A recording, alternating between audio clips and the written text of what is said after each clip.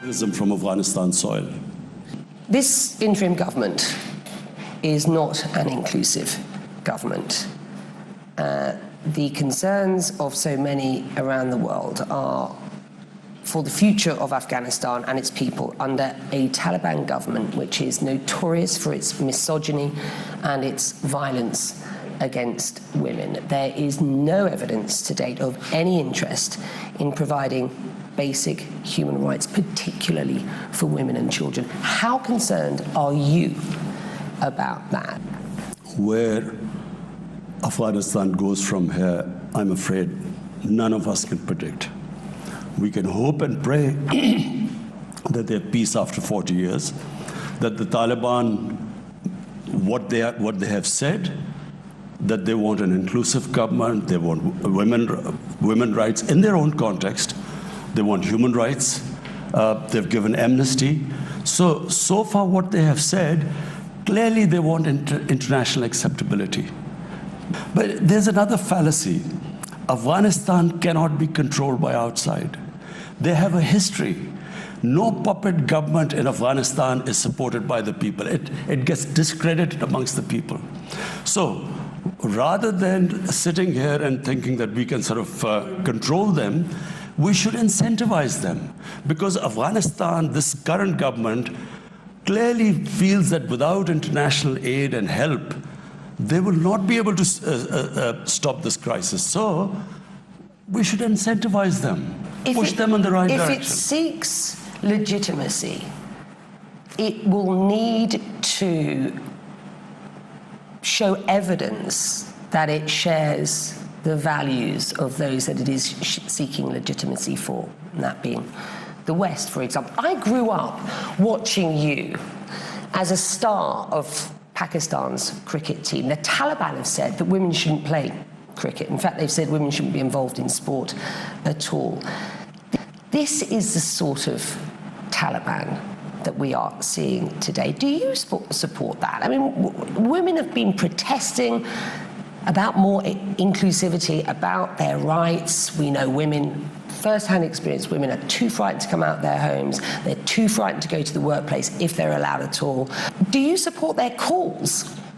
I feel very strongly that it's a mistake to think that someone from outside will give Afghan women rights. Afghan women are strong. Give them time. They will get their rights.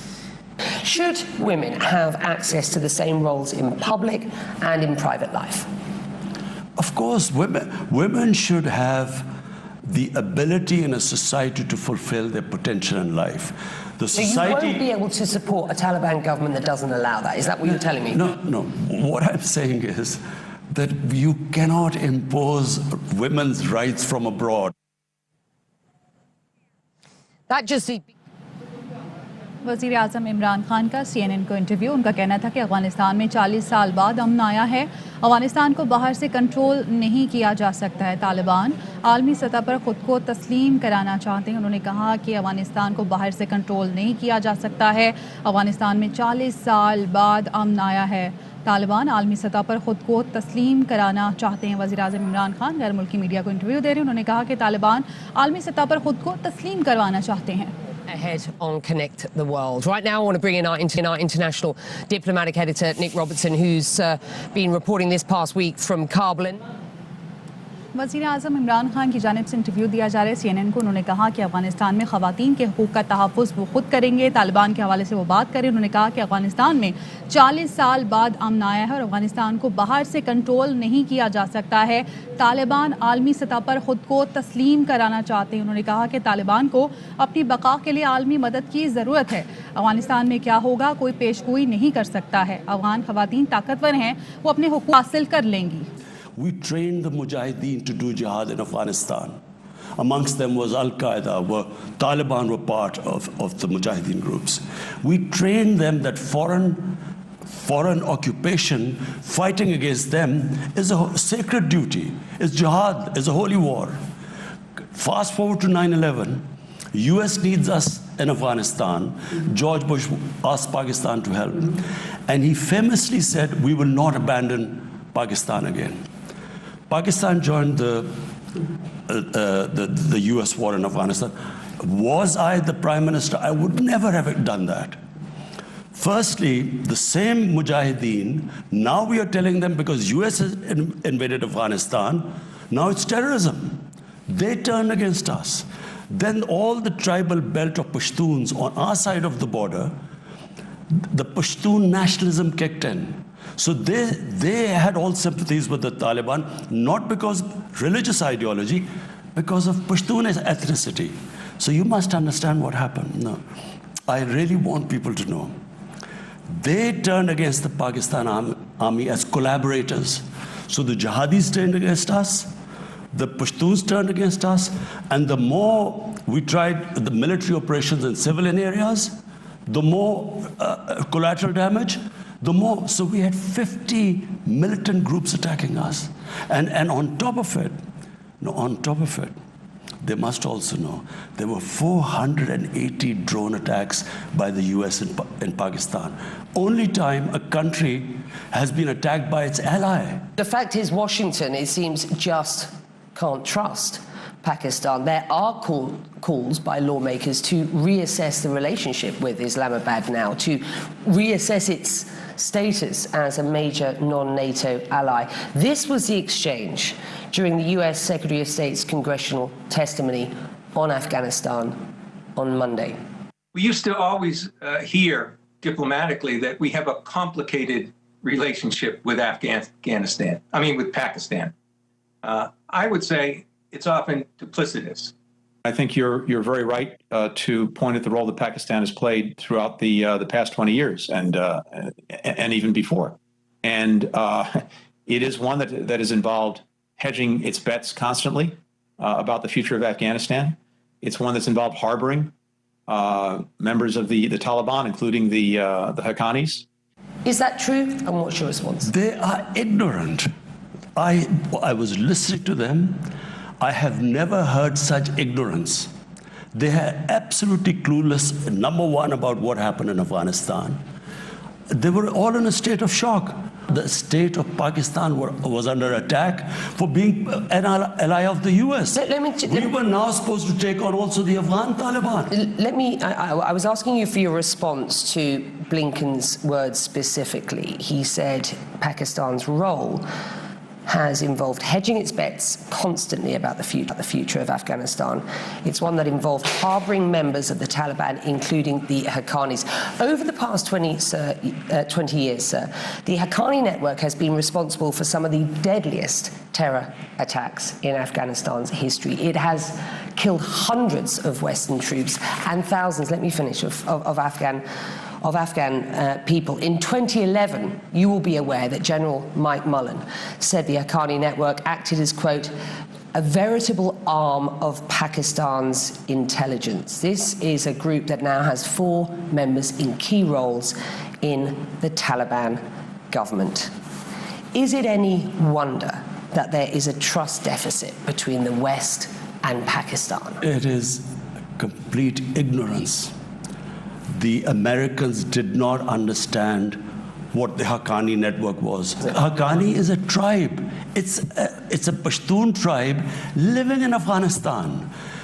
The Haqqani tribe lives in Afghanistan. 40 years ago, when the Afghan Jihad took place, we had 5 million Afghan refugees in Pakistan.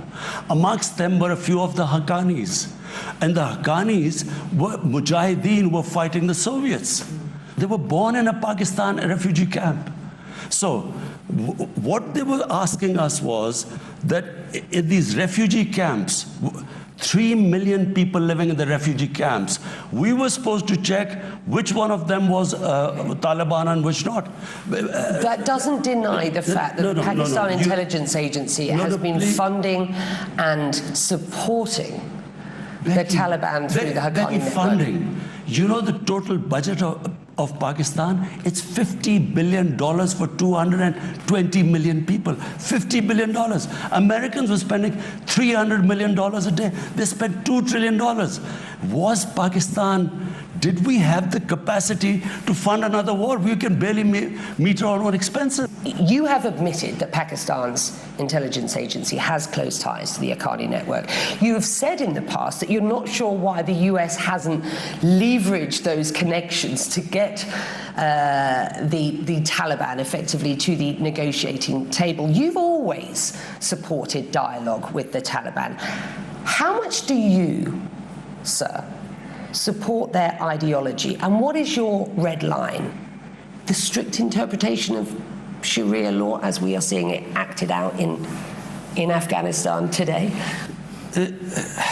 Becky, let's take two different things you've said.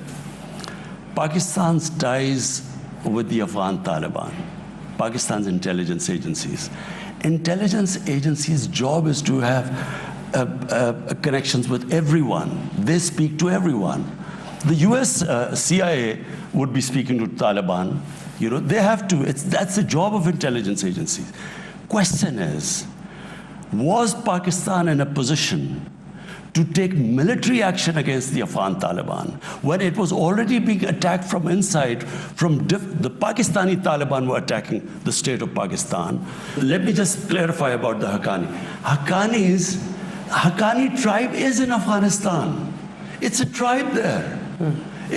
Some of the Haqqani leadership one was born in a Pakistani refugee camp.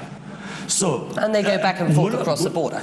There is no border. There was never any border. But Becky, have we got any choice right now? Now tell me, if you do not back this government and do not help the people of Afghanistan right now, it's not a question of people of Afghanistan, Taliban, it's people of Afghanistan. If the world international community does not help them, what choice have we got? How would you qualify the US-Pakistan relationship today? And what sort of relationship do you want to see with the US? Unfortunately, you know, our relationship during this whole, the US occupation of Afghanistan was a terrible relationship. It was, the US said we are paying Pakistan, you know, and they paid us $9 billion for civilian aid and $11 billion for military aid. And they said, we're paying you, and so we were like a hired gun. In Pakistan, people, I'm not talking about the leadership because I think we were let down by our leadership. The people felt that here, by joining the US, we had the bombs going on everywhere. Benazir Bhutto was killed because of that. Our economy tanked. I mean, we $150 billion plus we lost to the economy. What I would like a relationship with the US is now, like the US has a relationship with India. You know, not one-dimensional relationship where they're paying us to fight. We want a normal relationship. I promised to ask you about the risks to Pakistan's national security if the situation in Afghanistan doesn't improve. So explain what you believe those risks are and just how concerned you are at present. The biggest concern are refugees. The biggest concern are refugees. We already have 3 million refugees in Pakistan. We cannot, our country cannot afford more refugees. We have come out of a